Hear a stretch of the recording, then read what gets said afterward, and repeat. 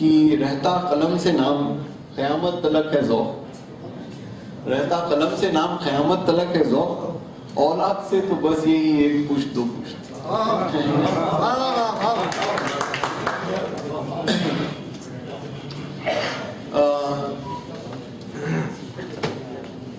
Global university کی کچھ بات شاہد صاحب نے کی، اور انہوں نے جس طرح سے کی وہ میں نہیں کر سکتا اس طرح سے، مجھے تو وہ ابھی بھی بہت ہی ایک ادنا قدم لگ رہا ہے کہ ہم نے بہت بالکل ہی معمولی کوشش ہے، ابھی بہت عرصے تک بہت کام کرنا ہے، اور آپ سب لوگوں کی اس میں آپ سب لوگوں کا تعاون، آپ سب لوگوں کی نیک خواہشات بہت ضروری ہیں۔ وہ آپ اگر آ کے دیکھیں تو سمجھ میں آئے گا کہ وہ کتنا بڑا سفر ابھی باقی ہے وہاں پہ۔ اس عنوان پہ مولانا آزاد اور مسلمانوں کی تعلیمی اور ایجوکیشنل حیثیت پہ میں اس لیے کہنا چاہ رہا تھا کیونکہ میں آج کل ایک کمیٹی میں ہوں جو سچر کمیٹی کے بعد پرائم منسٹر نے بنائی ہے، اور اس کمیٹی کو یہ کہا گیا ہے کہ یہ دیکھیں کہ پچھلے 10 سال میں جو سچر کمیٹی کے بعد جو اسکیمز آئیں ان میں کیا کچھ بدلاؤ ہوا، کچھ فائدہ ہوا مسلمانوں کو یا نہیں۔ تو وہ بڑی سی کمیٹی ہے، 10-12 لوگ ہیں، میں بھی اس میں ہوں، تو ہم نے اس میں کچھ اسٹڈی کی، ابھی وہ ریلیز نہیں کی، لیکن جو ابتدائی سبق سامنے آئے ہیں اس میں یہ ہے کہ مسلمانوں کی حالات اگر آپ 10 سال میں دیکھیں تو بہتر تو ہوئے ہیں، لیکن کیا یہ سچر کمیٹی کی ریکمنڈیشن کی وجہ سے بہتر ہوئے ہیں، یعنی یہ ابھی ہم پختگی سے نہیں کہہ سکتے ہیں۔ یہ تو ہوا ہے کہ جو عموماً ہندوستانی سٹیزن کے حالات بہتر ہوئے ہیں ان میں ہم سب کے بھی حالات بہتر ہوئے ہیں، یقیناً۔ ہم جس کو کہتے ہیں پر کیپیٹا انکم وہ امپروو ہوئی ہے، پر کیپیٹا ایکسپینڈیچر ہے، یعنی ایوریج جو ہم خرچ کرتے ہیں وہ فگرز ہیں ہمارے پاس، اور وہ فگر ہندو یا مسلمان سب کے بہتر ہوئے ہیں، پچھلے 10 سال میں کافی بہتر ہوئے ہیں، تو اس میں ہمارے بھی بہتر ہوئے۔ لیکن میں اب 3 باتیں جو مولانا آزاد کے تعلق سے اور آج کل کے ایجوکیشنل حالات کے تعلق سے آپ سے 3 باتوں کا ذکر کرنا چاہ رہا ہوں۔ 3 سوال ہیں باتوں سے زیادہ۔ پہلا یہ کہ مولانا آزاد کی جو ایک بنیادی ان کا جو یقین تھا وہ یہ تھا کہ ہر مسلمان بچے، ہر ہندوستانی بچے کو فری اور کمپلسری پڑھائی نافذ کرنی چاہیے، فری اینڈ کمپلسری ایجوکیشن۔ یہ ان کی بنیادی بات انہوں نے بار بار کہی۔ یہ 60 سال کے بعد ہم نے جا کے اس کو ایک قانون بنایا، وہ رائٹ ٹو ایجوکیشن ایکٹ جس سے آپ واقف ہیں، وہ اتنے دنوں کے بعد بنا، لیکن وہ بات شروع اور بات اہمیت اس کی مولانا آزاد نے دی تھی، اور یہ بڑی عجیب بات تھی کیونکہ 60 سال پہلے یہ بڑا مشکل کام تھا کہ اتنی بڑی تعداد کو آپ ایجوکیشن کیسے فراہم کریں گے، اتنے تو اسکول ہی نہیں تھے۔ آج بھی اتنے اسکول نہیں ہیں ہمارے پاس، آج بھی اتنے اساتذہ نہیں ہیں۔ جو سب سے بڑا مسئلہ انڈین ایجوکیشن سسٹم کے ساتھ ہے وہ یہ کہ یہ نہیں ہے کہ بلڈنگ نہیں ہے یا بلیک بورڈ نہیں ہے یا لڑکے نہیں ہیں یا علم کی جستجو نہیں ہے۔ سب سے بڑا مسئلہ سارے ایجوکیشن سسٹم کے پاس یہ ہے کہ اساتذہ نہیں، پڑھانے والے ہمارے پاس نہیں۔ میں آپ کو رفلی بتاؤں کہ ہمیں آج 10 لاکھ ٹیچر چاہیے اسکول کے لیے، 10 لاکھ ٹیچر سے محروم ہیں، تو آپ کو اندازہ ہوگا کہ کتنے بچوں کو ٹیچر ہی نہیں ملتا اگر وہ اسکول جاتے بھی ہوں تو، اور ٹھیک 10 لاکھ پروفیسر ہمیں یونیورسٹی پہ چاہیے۔ ہماری جو 700 یونیورسٹی ہیں آج کل ان میں 10 لاکھ ٹیچر نہیں ہیں، تو اگر ہماری کوئی بھی یونیورسٹی دنیا کے ٹاپ 200 یونیورسٹی میں جن کا نام و نشانی نہیں ہے، وہ اس کی ایک بڑی وجہ یہ ہے کہ ہمیں پڑھانے والے نہیں ملتے۔ آج ہمارے پاس لوکل یونیورسٹی میں ہمیں تقریباً 100 ٹیچر چاہیے، ہمارے پاس 52 ٹیچر ہیں، 150 چاہیے، 100 ہمیں نہیں مل رہے، بڑی مشکل سے ملتے ہیں ٹیچر، بہت مشکل سے۔ میری اس سے پہلے نوکری بل گیٹس فاؤنڈیشن میں ہوا کرتی تھی جہاں سے ہم دنیا بھر میں یہی کام کرتے تھے، اور ہم نے یہ بار بار دیکھا کہ اگر کوئی ایک وجہ ہے جو اچھی ایجوکیشن کو گارنٹی کرتی ہے، کوئی ایک وجہ، سب سے اہم وجہ، وہ اچھا ٹیچر ہو۔ اور یہ میں ان سب اساتذہ کے لیے بھی کہہ رہا ہوں کہ ان کی وجہ سے اچھی پڑھائی ہوتی ہے۔ آپ چاہے جتنی اچھی لائبریری قائم کر لیں، کمپیوٹر لگا لیں، ایئر کنڈیشن کر لیں، اس سے کوئی اتنا فرق نہیں پڑتا۔ اچھا ٹیچر سب سے بڑا سرمایہ ہوتا ہے، اور وہ ہمارے پاس نہیں ہے انڈیا میں۔ تو یہ ایک بات کہ ہم نے فری ایجوکیشن کمپلسری کر دی سب بچوں کو, لیکن ابھی تک ہمارے پاس ٹیچر نہیں. جو ایک آدمی اس پہ محنت کرتا ہے اس کا نام عظیم پریم جی ہے. عظیم پریم جی نے ایک خالص یونیورسٹی بنائی بنگلور میں جس میں وہ صرف اساتذہ پریپیئر کریں گے, ان کی پڑھائی اور کسی طرح کی نہیں ہوتی. تو وہ ایک بڑا قدم ہے, وہ ایک گیپ ہمارے پاس بہت بڑا ہے ابھی تک. دوسری بات جو مولانا آزاد نے کہی اور دوسرا پہلو جو رکھا انہوں نے وہ, اور یہ بڑا اہم ہے, شاہد صاحب نے کچھ باتیں کی مولانا آزاد کے بارے میں, یہ ایک بات جو بڑی اہم تھی وہ یہ کہ انہوں نے کہا کہ پڑھائی کا میڈیم کیا ہونا چاہیے. اس پہ انہوں نے پہلی بحث چھیڑی تھی کہ بچوں کو انگریزی میڈیم میں پڑھایا جائے یا ان کے لوکل لینگویج میں پڑھایا جائے. یہ میں پھر آپ کے سامنے ایک سوال کے طور پہ رکھ رہا ہوں. یہ ہمارے لیے بھی بڑا مسئلہ ہے کہ کیا پڑھایا جائے. اگر ہم اپنی اسٹڈیز دیکھتے ہیں, ہم نے ابو صالح شریف اور میں نے ایک پیپر کیا تھا انگلش میڈیم ایجوکیشن ورسز دوسرے میڈیم, اور ہم نے جو فگرز دیکھے آل اوور انڈیا, تو یہ صاف ظاہر ہوتا ہے کہ جو بچہ انگلش پڑھتا ہے اسکول میں بنسبت جو نہیں پڑھتا انگلش, ان دونوں کی تنخواہوں میں کم سے کم 40% کا فرق ہوتا ہے. تو اگر آپ نے انگلش پڑھی اسکول میں تو آپ کی تنخواہ 140 روپے ہوگی, اور نہیں پڑھی تو 100 روپے ہوگی. یہ تنخواہ کے طور پہ, ریٹرنز کی طور پہ یہ بڑا صاف ظاہر ہے انڈیا میں. تو پھر وہی سوال کہ ہم کس لینگویج میں پڑھائیں. ہم حیدرآباد میں تیلگو میں پڑھاتے ہیں, کہیں پہ بنگالی میں, کہیں کنڑ میں, اردو میں. تو بچوں کو ہم کون سے میڈیم میں پڑھائیں جس سے ان کو سب سے زیادہ فائدہ ہو. فائنینشلی بہت فرق پڑتا ہے. تو یہ ایک بات انہوں نے شروع میں کہی تھی, اور یہ صاف ظاہر کر دیا تھا کہ ابتدائی تعلیم لوکل لینگویج میں ہونی چاہیے. اس کے انہوں نے بہت سارے فائدے بتائے. اور آج اگر آپ دیکھیں تو اکانومسٹ یہ کہہ رہے ہیں کہ معاشی فائدہ زیادہ انگلش سے ہوگا, لیکن اور کئی پہلو ہیں جن کی وجہ سے یہ ضروری ہو جاتا ہے کہ بچے کو آپ اس کی اپنی مادری زبان میں شروع میں کم سے کم پڑھائیں. یہ ایک بحث ہے جو چل رہی ہے, اور اب چونکہ یہ نئی اسٹڈیز آ رہی ہیں یہ اور چلے گی, لیکن یہ بحث شروع کی تھی مولانا آزاد نے بہت پہلے, اور یہ ان کا بڑا کارنامہ تھا. آخری چیز جو میں کہنا چاہ رہا تھا وہ یہ کہ ایک جو بڑی دلچسپ بات تھی مولانا آزاد کی منسٹری میں, وہ یہ کہ وہ صرف ایجوکیشن کے منسٹر نہیں تھے. وہ منسٹر ایجوکیشن کے تھے, وہ منسٹر سائنس کے تھے, اور وہ منسٹر آرٹ اور کلچر کے تھے. تو اس کا مطلب یہ, اور جو نہرو کا ذکر کیا آپ نے, وہ نہرو کی ویژن تھی کہ ایسے ایک شخص کو انہوں نے وہاں جا کے بٹھایا, اور یہ سارے پورٹ فولیو تھے. کیونکہ ایجوکیشن کا مقصد ان دنوں ان لوگوں نے مل کے کلیریفائی کر دیا کہ یہ نیرو قسم کی یہ بالکل مخصوص تعلیم نہیں ہوتی, یہ بالکل وسیع طرح کی تعلیم ہوتی ہے جس میں آرٹ, کلچر, ہسٹری, ریلیجن, مدرسے کی تعلیم اور سائنس اور 200 سال بعد کی تعلیم سب شامل ہو. یہ ایک بڑی اہم دین ان لوگوں کی تھی 65 سال پہلے. آج جب ہم بات کرتے ہیں ایجوکیشن کی, اور ہم دیکھتے ہیں کہ وہ جو ادارہ تھا شاہد صاحب جنہوں نے جو مولانا آزاد نے شروع کیا تھا, وہ IIT کھڑگپور تھا, کھڑگپور کلکتے کے پاس, جو آج کل بہت مشہور اور بہت بڑا ادارہ ہے. لیکن آج ہم یہ دیکھ رہے ہیں کہ یہ رینکنگ آتی رہتی بار بار کی دنیا کی سب سے اچھی یونیورسٹی کون سی ہے. آپ دیکھیں گے کہ 10 یونیورسٹیز میں زیادہ تر امریکن اور برٹش یونیورسٹیز ہوتی, 200-250 یونیورسٹیز میں ہندوستانی کوئی یونیورسٹی کا نام نہیں ہوتا, کہ IIT کا بھی نہیں. IIT کا یہ کہ اس میں بس تھوڑا سا شمار ہو جائے اور تعلیم کا, ہیومینٹیز کا اور ان سب چیزوں کا, جس کا اب مولانا آزاد نے ذکر کیا تھا. آخری بات یہ کہہ دوں کہ اگر آپ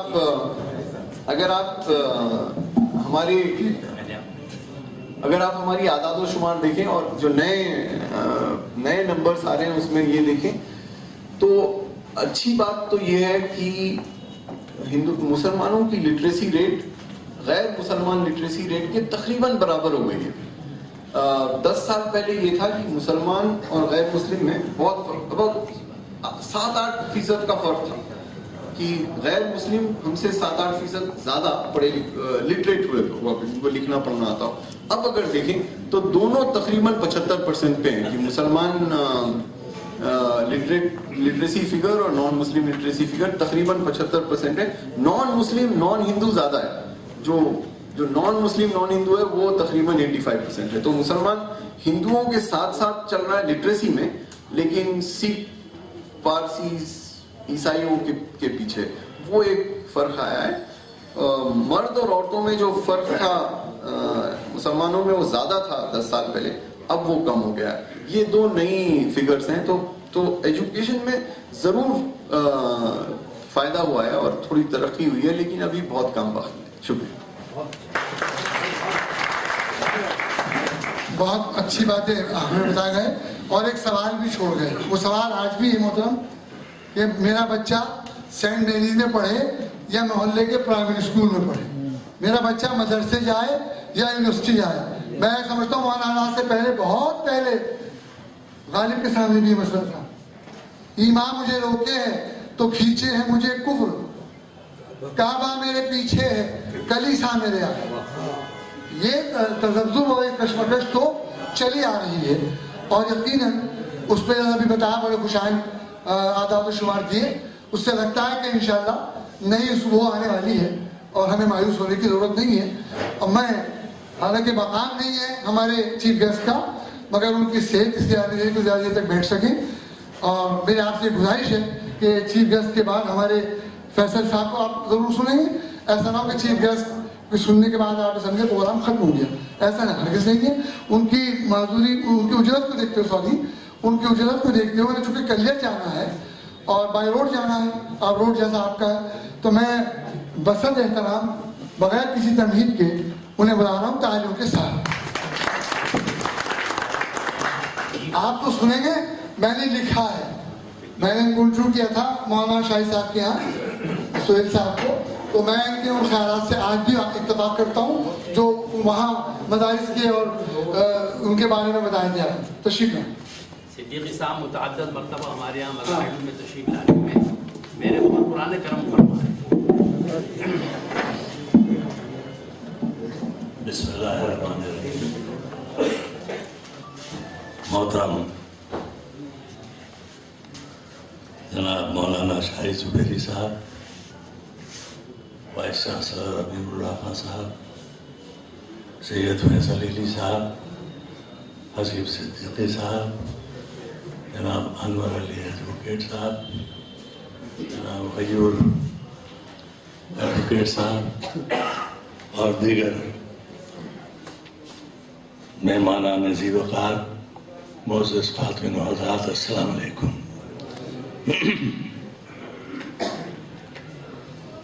یہ میں صدر محترم کا شکر گزار ہوں کہ انہوں نے آج آپ کے سامنے حاضر ہونے کا موقع دیا. ابھی ہمارے وائس چانسلر صاحب نے ایک بات بتائی کہ رائٹ ٹو ایجوکیشن ایکٹ کے پہلے مادری زبان میں تعلیم دینے کا یا فری اور کمپلسری ایجوکیشن کا تصور نہیں تھا. میں ان سے متفق نہیں ہوں. ہمارے کانسٹیٹیوشن میں آرٹیکل 21 ہے اور اس 21 آرٹیکل میں ہے right to life. Supreme court نے اس کو انٹرپریٹ کیا right to lead dignified life, اور اس کو آگے اور انٹرپریٹ کیا کہ اگر ہماری تعلیم نہیں ہے, ہمارے بچوں کی تعلیم نہیں ہے, تو ہم رائٹ ٹو یہ لائف کا مطلب کیا ہے.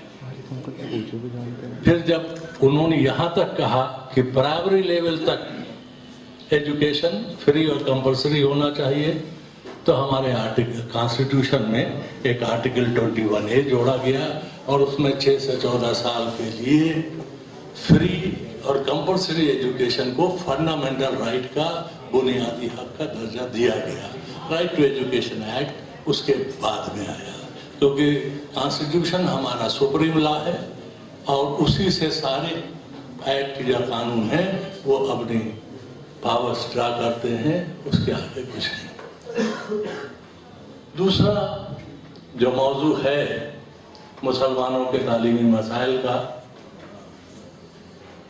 मैं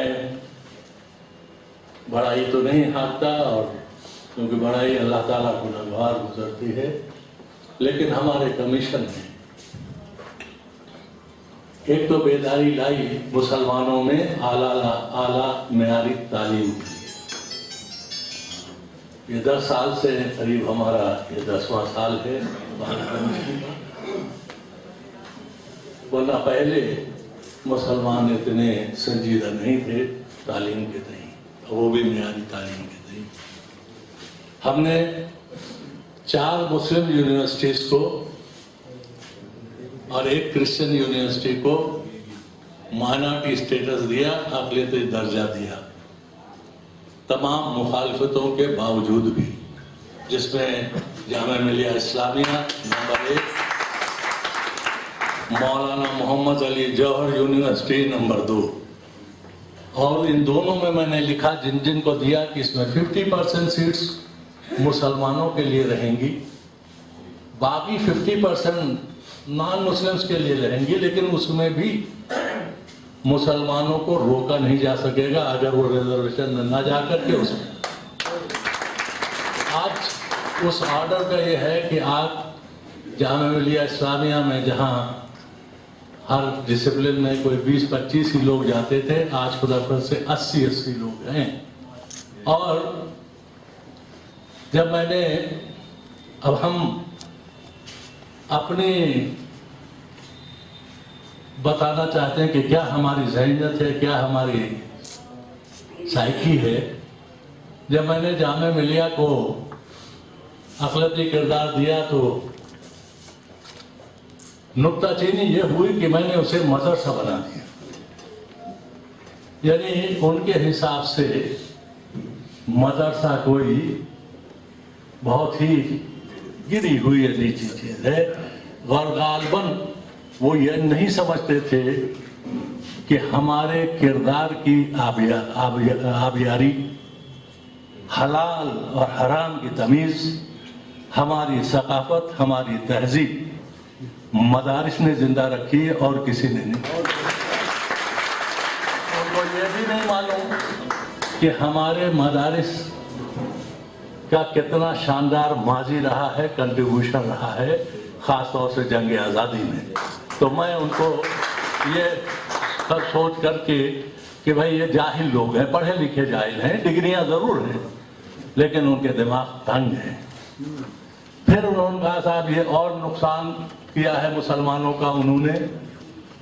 फिर जब मैं बहुत परेशान आ गया तो मैंने एक फंक्शन में कहा था, चैलेंज किया था इस शेर के साथ कि उतर कर कसर आली से हमारे रूबरू आओ, उतर कर कसर आली से हमारे रूबरू आओ, बुलंदी से हमारे कद का अंदाजा नहीं होता।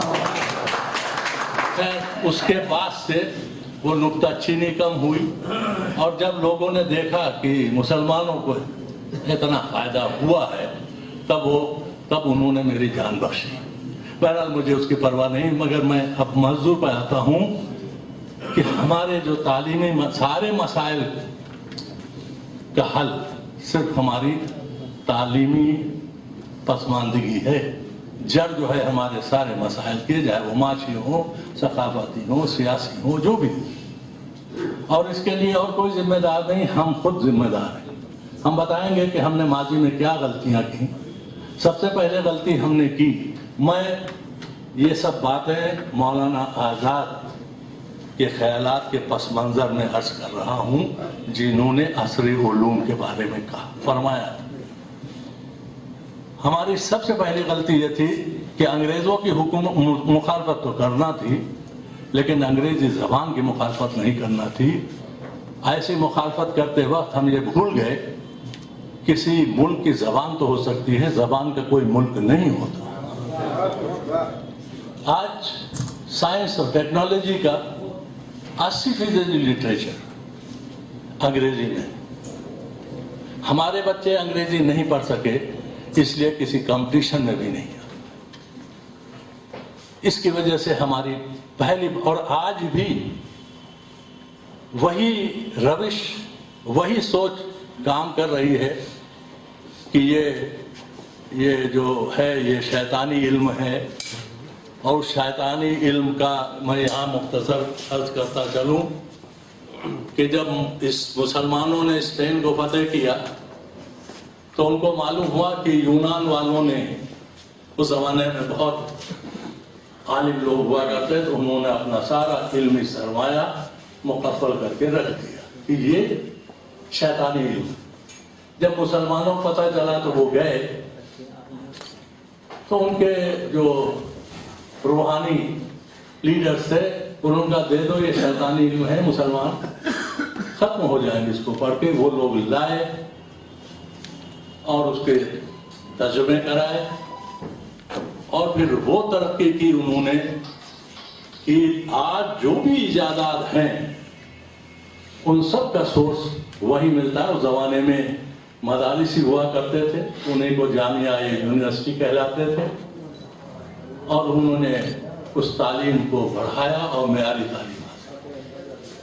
अब हुआ क्या कि 7वीं सदी के आते आते जो हमने दूसरी बड़ी गलती की कि हमारे कुछ हजरात ने दीनी उलूम और दुनियावी उलूम में तफरीक पैदा की। ये तफरीक इस्लाम में तो नहीं है। इस्लाम में अल्लाह ताला ने कलाम पाक में 150 जगह ज़कात और सलात पे तज़किरा फरमाया है, लेकिन 756 जगह अपनी कुदरत और कवानीन कुदरत का हवाला दिया। इस हिदायत के साथ कि आसमानों गौर करो, सोचो, फिक्र करो, आसमानों की तरफ नजर उठा के देखो। अल्लाह ताला फरमाता है कि उसके कवानीन कुदरत पर हम रिसर्च करें, गौर करें, सोचें और फिक्र करें, पर हमारे यहाँ ऐसा कोई रिसर्च का इदारा नहीं है। इसी के साथ साथ इल्म की क्या अहमियत है। वैसे मौलाना आप मुझे माफ करेंगे, मैं अपना जो मेरे दिमाग में आ रहा है मैं एक जुमला अर्ज करना चाहता हूँ माफी के साथ। बेतकल्लुफ फरमाइए। देखिए, अल्लाह ताला ने जब आदम अलैहिस्सलाम को पैदा किया तो अगर अल्लाह ताला उसी वक्त सजदा कराना चाहता तो फरिश्तों से कहता अब हमने इनको पैदा कर दिया, सजदा कर लो। नहीं किया। अल्लाह ताला ने पहले उनको इल्म बख्शा और जब इल्म के बाद फिर शैतानों से फिर उनसे कहा फरिश्तों से कि आप सजदा करो। और ये उसका जवाब है जो अल्लाह ताला ने कलाम पाक में कहा है कि जो जानते हैं और जो नहीं जानते क्या बराबर हो सकते हैं। उस वक्त अल्लाह ताला ने ये साबित किया कि चूंकि ये इल्म हमने बख्शा है, इसलिए ये अशरफुल मखलूक़ात हैं, ये बड़े हैं और तुम इल्म नहीं, तुम्हारे पास इल्म नहीं है, इसलिए सजदा करो। किसको? अल्लाह ताला के उस इल्म को जो उसने इंसानों के हजरत आदम अलैहिस्सलाम जिस्म इल्म की ये फजीलत है। और चूंकि उसी पस मंजर में आता हूं जिसमें इल्म नूर बन जाता है। अल्लाह ताला ने जब हजरत आदम अलैहिस्सलाम को ये इल्म बख्शा तो इल्म का दर्जा नूर का हो गया। अब क्या आप नूर को तकसीम कर सकते हो? अल्लाह ताला ने कलाम पाक में नूर को सिंगुलर में बताया है, प्लूरल में नहीं बताया। तो क्या आप उस नूर में तफरीक कर सकते हो जो हमने दीनी और दुनियावी तालीम में तफरीक पैदा कर दी? ये तफरीक रहबानियत की तरफ इशारा करता है। नफ्स को कुचल डालना रहबानियत है और नफ्स पर ताबे शरा काबू पाना रब्बानियत है। इस्लाम रब्बानियत की तालीम देता है, रहबानियत की नहीं। इसलिए हमारी तालीम बैक वक्त دینی اور دنیائی دونوں ہونا چاہیے۔ یہ جو تفریق ہم نے کر ڈالی تو ہم برسات کے پانی کی طرح ایک جہاں ٹھہر گئے، ہم آگے نہیں بڑھ پائے، اور آج بھی ہم اس تفریق سے اوپر نہیں اٹھ سکے، کیونکہ ہم معیاری تعلیم یا عصری علوم حاصل نہیں کر سکے۔ اس لیے ہم سے دنیا کی لیڈرشپ بھی چھوٹ گئی، کیونکہ اللہ تعالیٰ سرداری اسی کو دیتا ہے، اسی قوم کو جو علم کی دولت سے مالا مال ہوتے ہیں۔ ہم نے علم کی دوستی ترک کی تو ہمیں ضلالت ملی۔ تو تیسری جو غلطی ہم نے کی وہ تعلیم نسواں کو اگنور کرنا۔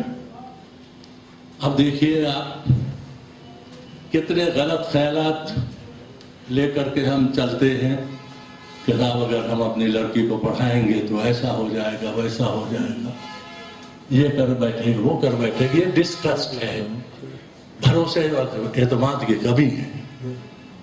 اگر آپ اپنی لڑکی کو اچھی اور معیاری تعلیم دیں گے تو مجھے نہیں دکھتا کہ آپ کی لڑکی کبھی کوئی غلط قدم اٹھائے گی۔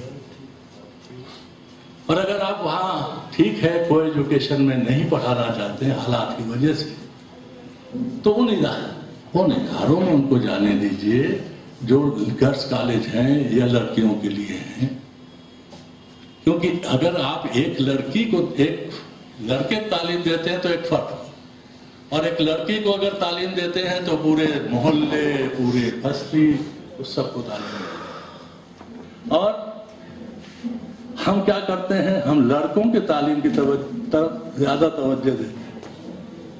لڑکے نعمتیں ہیں، لڑکیاں حسنات ہیں، نعمتوں کا حساب ہوتا ہے، حسنات پہ ثواب ملتا ہے۔ اب دیکھیے کہ اسلام کا عورتوں کا جو آج ہم اس طرح سے نظر انداز کرتے ہیں، کنٹریبیوشن کیا ہے اسلام میں، اور آپ کا کیا کنٹریبیوشن ہے؟ حضور پر ایمان لانے والی سب سے پہلا کوئی مرد نہیں تھا، عورت تھی، حضرت خدیجہ کبریٰ رضی اللہ تعالیٰ عنہ۔ کلام پاک کو حفظ کرنے والا بھی کوئی مرد نہیں تھا، عورت تھی، حضرت عائشہ صدیقہ رضی اللہ عنہ۔ اور اسلام پر شہید ہونے والا بھی کوئی مرد نہیں تھا، عورت تھی، حضرت سمیہ رضی اللہ عنہ۔ اب ان کا یہ کنٹریبیوشن دماغ میں رکھتے ہوئے ہم کتنا ظلم کرتے ہیں اپنی بچیوں کو کہ ان کو تعلیم سے محروم ہیں۔ اور یہ بھی ایک پسماندگی کی ہماری وجہ ہے۔ ایک اشارہ فرمایا تھا ہمارے وائس چانسلر صاحب نے ٹیچرز کا کبھی اور ٹیچرز کا اچھا نہ ملنا۔ دیکھیے چونکہ تنخواہیں ٹیچرز کی بہت کم ہیں، اس لیے ٹیلنٹ ایٹیک نہیں ہوتی، ٹیچنگ پروفیشن سب سے نیچے جاتا ہے۔ لیکن اس کی اہمیت کیا ہے، ایک بات میں بتا دوں کہ سن 45 میں جب